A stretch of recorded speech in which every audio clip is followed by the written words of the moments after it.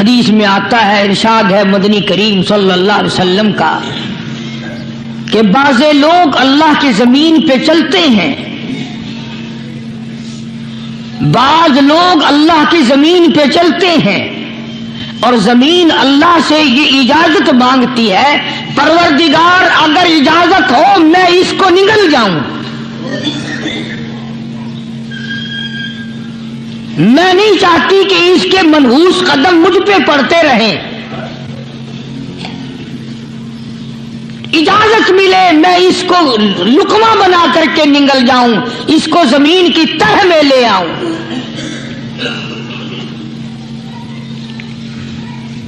اور ایک اور ارشاد ہے حضور کریم صلی اللہ علیہ وسلم کا، یوں فرمایا کہ جب قوم کے اندر تین چیزیں ہو جائیں، جب کسی قوم میں تین عادتیں، تین خصلتیں، تین برائیاں پیدا ہو جائیں تو سرکار مدینہ صلی اللہ علیہ وسلم نے فرمایا وہ قوم پھر زمین کے اوپر بسنے کے لائق نہیں رہتی، اس قوم کو زمین کے اندر غرق ہو جانا چاہیے۔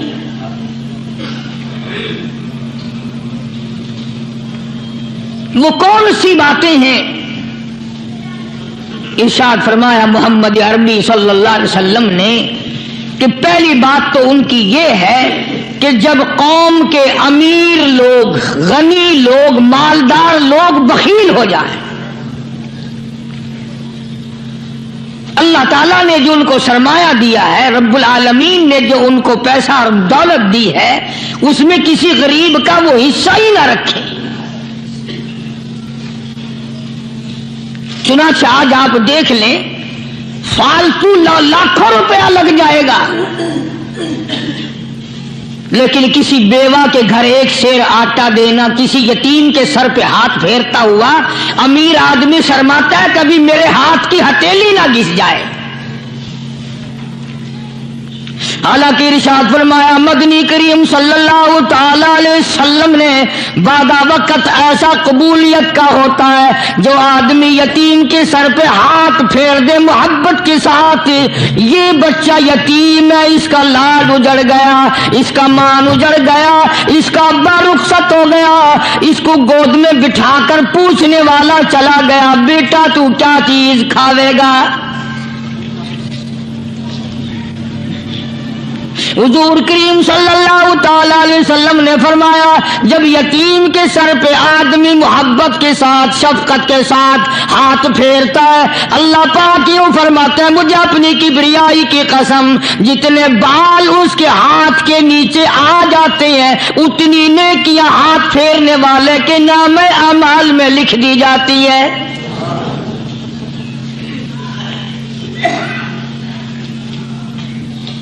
مگر ہمارے یہاں دستور نہیں، غریب کو مارو اور نیچا کرو اسے۔ جناب مدنی کریم صلی اللہ تعالی علیہ وسلم تشریف لے جا رہے ہیں، راستے میں کچھ بچوں کو کھیلتے ہوئے آپ نے دیکھ لیا،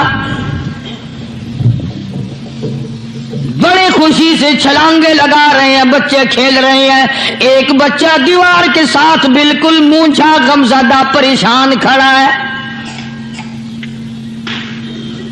حضور کریم صلی اللہ تعالی علیہ وسلم کی نگاہ مبارک اس بچے پہ پڑ گئی، آپ نے قریب تشریف لا کر اس سے پوچھا او بچے، سارے بچے کھیل رہے ہیں تو کیوں نہیں کھیلتا؟ کہنے لگا میرا کھلانے والا دنیا سے چلا گیا۔ کیسے کھیلوں؟ ابا نہیں، اماں نہیں، ہر وقت پریشان رہتا ہوں، لوگوں کے دروازوں پہ چوکھٹوں پہ دھکے کھاتا ہوں۔ آپ مدنی کریم صلی اللہ تعالی علیہ وسلم نے رحمت والے ہاتھ سے اس یتیم کی انگلی پکڑی اور اپنی ساتھ پیار کرتے ہوئے تشریف لے آئے، فرمایا جناب عائشہ صدیقہ رضی اللہ تعالی عنہا سے اللہ والی آج اللہ پاک نے تجھے بڑی غنیمت بخشی ہے، بڑی دولت دی ہے، عید کا دن ہے، میں عید کی نماز کے لیے جا رہا تھا، بچے سارے خوشیاں منا رہے تھے، یہ بچہ دیکھا میں نے بڑا غمزدہ کھڑا کھڑا تھا, بڑا پریشان کھڑا تھا.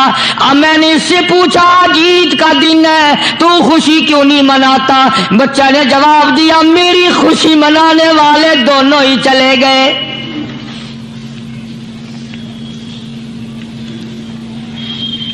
آج اللہ نے یہ موقع بخشا ہے, اسے نہلا دھلا, اس کو نئے کپڑے پہنا.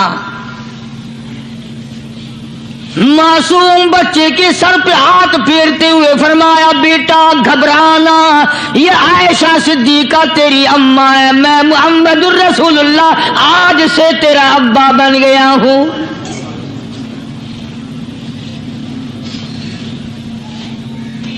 نہلایا دلایا, کھلایا پلایا, ہنسایا, اسے بلایا ساتھ لے کر.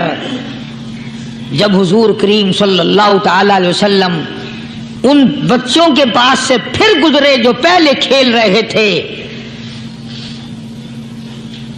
اس زمانے کے تو بچے بھی سمجھدار تھے, آج تو چٹی داڑھی والوں کو سمجھ نہیں ہے. قبر بالکل کنارے, قبر کے کنارے پہ کھڑے ہیں پھر بھی سمجھ نہیں.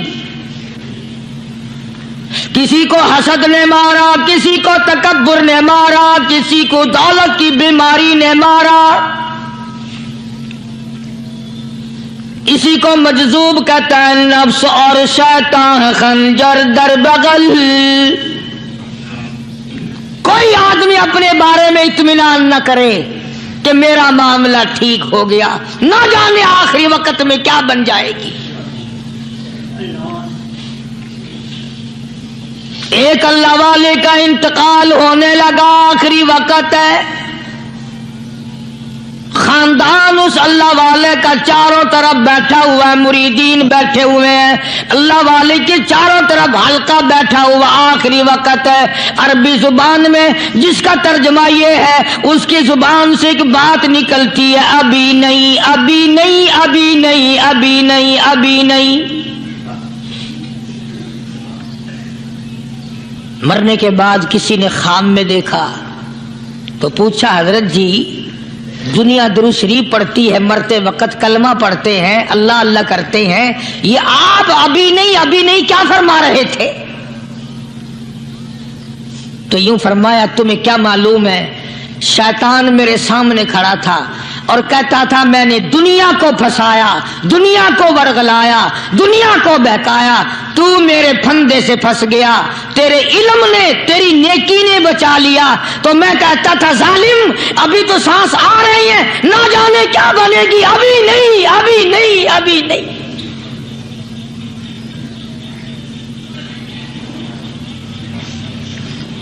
اسی کو مجذوب کہتا ہے کیا معلوم کیا بن جائے گا, کس حال میں دم نکلے گا, رات کو کیا ہو جائے گا, دن کو کیا بن جائے گا. فرمایا نفس اور شیطان ہے خنجر در بغل, نفس اور شیطان ہے خنجر در بغل, وار ہونے کو ہے اے غافل سنبھل. آیا دشمن کا وار. 4 نمازیں پڑھی باقی ساری دنیا کافر نظر آنے لگ جاتی ہے. میں نمازی ہوں, یہ سارے بے ایمان پھرتے. شیطان پیدا کرتا ہے یہ چیزیں. اگر اللہ نام پہ تھوڑی سی کبھی خیرات کر دی تو بہانے لوگوں کے سامنے ذکر ہو رہا ہے, اجی آج کل تو ہمارے کاروبار نہیں, ورنہ انشاءاللہ فلاں مسجد جو ہے نا یہ ہم نے بنائی تھی. بہانے بتانا. اسی لیے مجذوب کہتا ہے گھبرایا نہ کر اور اپنے آپ کو اطمینان نہ دلایا کر.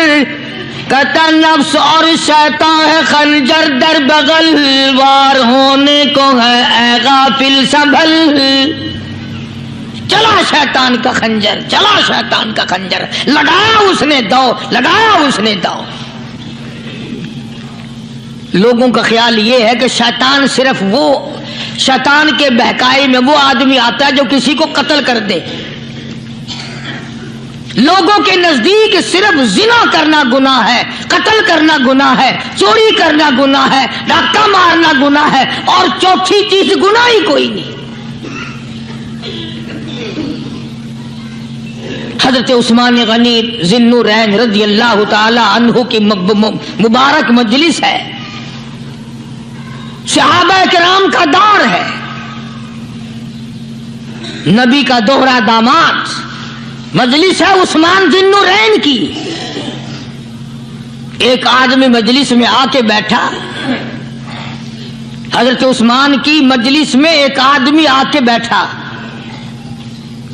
تو حضرت عثمان فرماتے ہیں، توجہ، حضرت عثمان فرماتے ہیں، یوں نہیں فرمایا کہ تو نے ایسا کیا ہے، اسے ذلیل نہیں کیا، بلکہ یوں فرمایا لوگوں کو شرم نہیں آتی، لوگ آنکھ کا زنا کر کے میری مجلس میں آ کے بیٹھتے ہیں، لوگ آنکھ کا گناہ کر کے میری مجلس میں آ کے بیٹھتے ہیں۔ تو دور تھا نا صحابہ کرام کا، فوراً چوٹ کی کسی نے کہ نبی کے بعد وحی آنی شروع ہو گئی، یعنی آپ کو کیسے پتا چل گیا کہ کوئی آدمی غلط نگاہ ڈال کے آیا؟ اس کی رستے میں نظر کہیں غلط پڑی تھی آنے والے کی، آپ کو کیسے پتا چلا؟ یعنی بات کرنے والے کو بھی دیکھو اور پھر چوٹ کرنے والے کو بھی دیکھو۔ تو حضرت عثمان رضی اللہ تعالیٰ عنہ نے فرمایا، بھائی پاک مجلس میں اگر ایک تولا بھی کوئی پخانہ لے کر آ جائے تو بدبو تو آ ہی جائے گی نا۔ صحابہ کی پاک مجلس میں اگر کوئی آنکھ کا زنا بھی کر کے آیا، فرمایا مجلس کے اندر بدبو پھیل گئی۔ تو اللہ والوں کی مجلسیں اور اللہ والوں کی رفاقت ایک بہت بڑی چیز تھی، کبھی لوگ حاصل کیا کرتے تھے، اب تو ہر آدمی پیر ہے، ہر آدمی لیڈر ہے، ہر آدمی چودھری ہے، ہر آدمی بڑا بنا ہوا ہے، چھوٹا ہم میں کوئی ہے ہی نہیں۔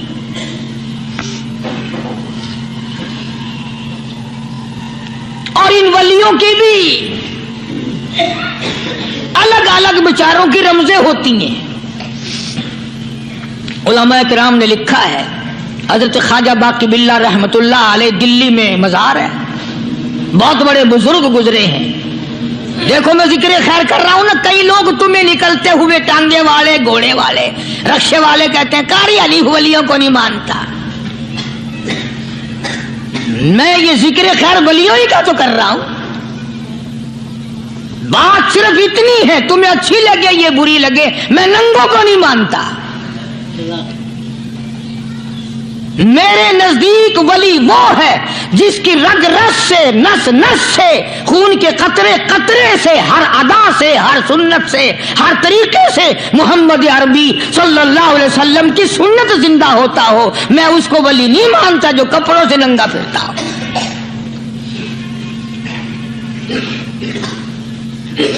خواجہ باقی باللہ رحمت اللہ علیہ کو بھٹیارے نے دیکھا، ایک تباہی تندور والا حضرت خواجہ صاحب کو دیکھا کہ جامع مسجد دلی کے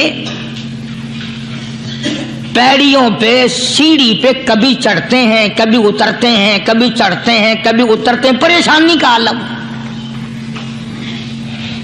تو تباہی تو ضرور تھا، بٹیارہ تو تھا، مگر تھا تو دلی کا۔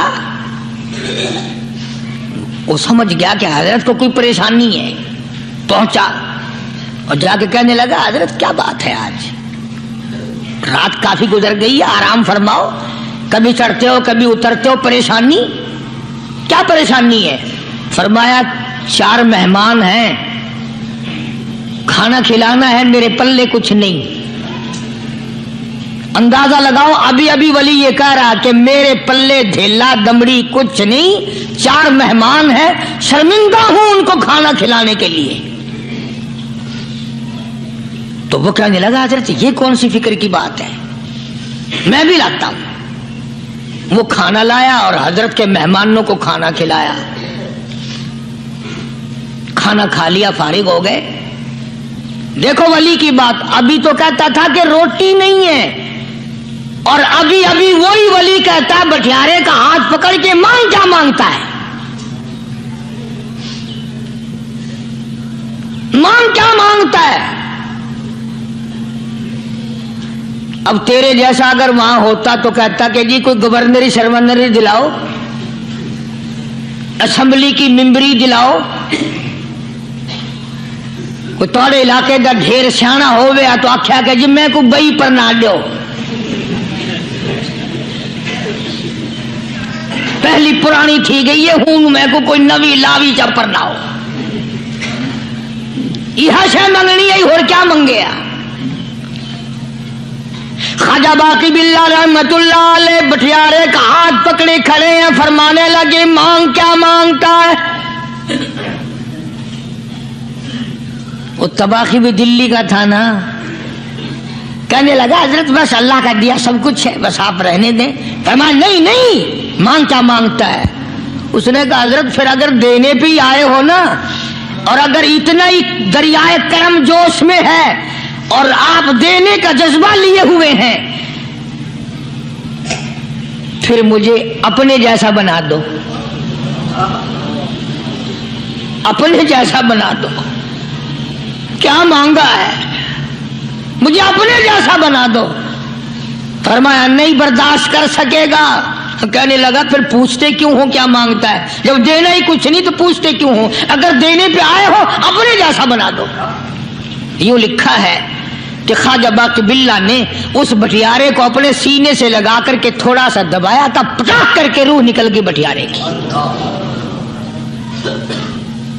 بلا جو تجلیات خدا بندی بتدریج آہستہ آہستہ سینے میں آئے تھے، ان کا کرنٹ وہ یکدم برداشت کیسے کرتا؟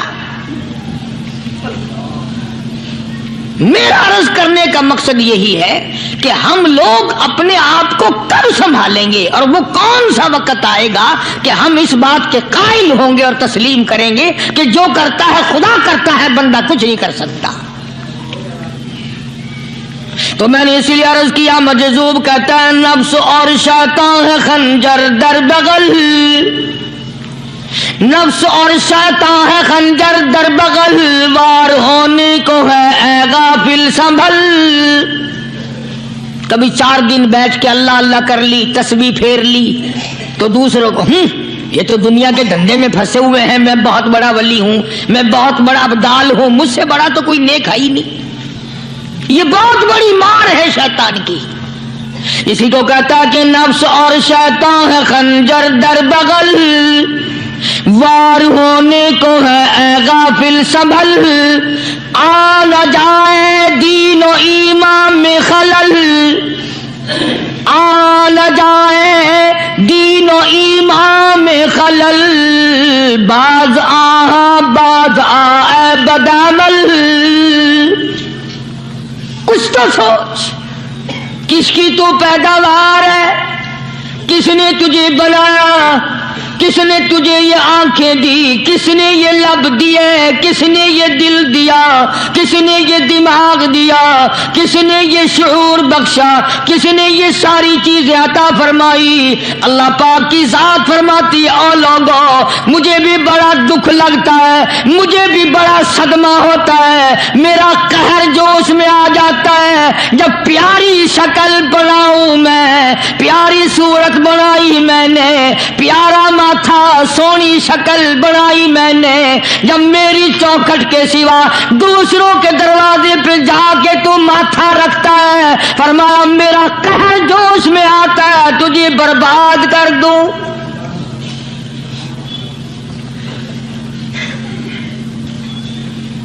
سب کچھ میں نے دیا، سب کچھ میں نے بخشا، اور پھر بھی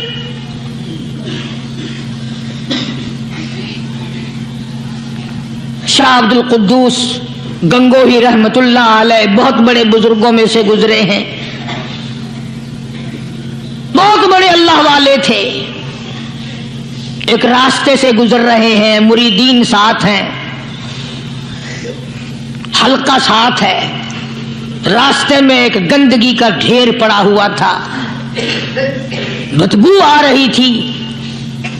تو شاہ عبد القدوس نے اپنے حلقے اثر کے لوگوں سے اور مریدوں سے کہا ٹھہر جاؤ۔ حالانکہ لوگ ناک پہ کپڑا رکھ کر جلدی گزرنا چاہتے تھے، بدبو سے بچنے کے لیے تیز رفتار وہاں سے گزرنا چاہتے تھے، مگر شیخ کے کہنے پر کھڑے ہو گئے۔ شکر ہے تم نہ تھے، تم جیسے وہاں مرید بھی نہیں تھے، ورنہ کہتے کہ اے پھٹ گیا شیخ ہے نو تو پتہ ہی نہیں لگتا برائی دا چنگائی دا، گندگی دے پہ کولساں کو کھڑائی کھڑے۔ شاہ عبد القدوس رحمت اللہ علیہ گنگوئی رحمت اللہ علیہ نے فرمایا او لوگو، یہ گندگی، یہ پخانہ، یہ عفولت والی چیز تمہیں ایک سبق دے رہی ہے۔ وہ بڑے حیران ہوئے کہ گندگی سبق دے رہی ہے کہ ہاں یہ بدبو کا ٹھکانہ یہ سبق دے رہا ہے کہ ہاں یہ ایک سبق تمہیں پڑھا رہا ہے۔ اور وہ کیا؟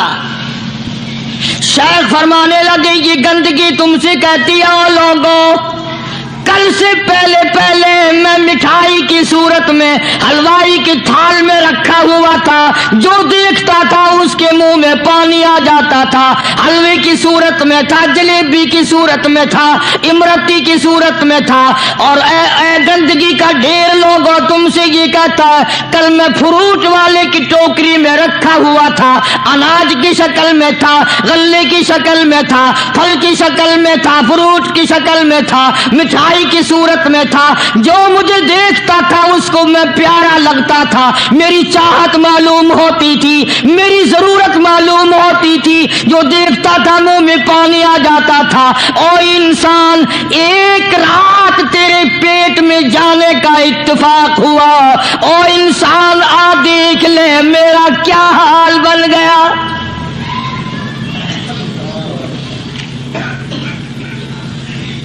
ایک رات تو تیری صحبت میں رہا ہوں، ایک رات تیرے اندر ٹھہرنے کا اتفاق ہوا، دیکھ میرا کیا حال بن گیا۔ ہر شخص مجھ سے نفرت کرتا ہے، مجھ سے بدبو کی وجہ سے نفرت کرتا ہے، ناک پہ کپڑا رکھتا ہے، میرا کیا حال بن گیا۔ اور بندے تجھے 40 50 60 سال گزر گئے، تو نے اپنے اندر خوشبو پیدا کرنے کی کوشش نہ کی، تیرا کیا